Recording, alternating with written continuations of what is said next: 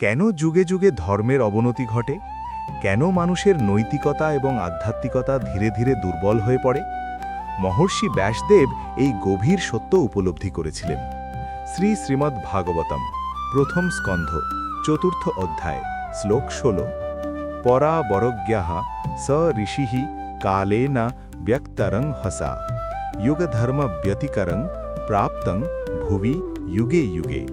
অনুবাদ: মহর্ষি বেদব্যাস যুগে যুগে পৃথিবীতে ধর্মের বিপর্যয় দর্শন করলেন। কালের অদৃশ্য শক্তির প্রভাবে এমন পরিবর্তন ঘটে থাকে। ব্যাখ্যা: এই শ্লোকে বলা হয়েছে যে কালের প্রভাব অত্যন্ত শক্তিশালী। সময়ের সাথে সাথে মানুষের চেতনা, আচরণ এবং ধর্মচর্চায় পরিবর্তন আসে।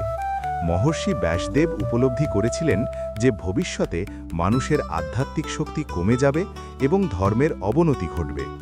শ্রীমদ্ ভাগবত আমাদের শেখায়, যুগ যতই পরিবর্তিত হোক না কেন, ভগবানের স্মরণ এবং ভক্তি মানুষের জীবনের প্রকৃত পথ। এমন আরও ভাগবত শ্লোক শুনতে লাইক, শেয়ার এবং সাবস্ক্রাইব করতে ভুলবেন না। হরে কৃষ্ণ।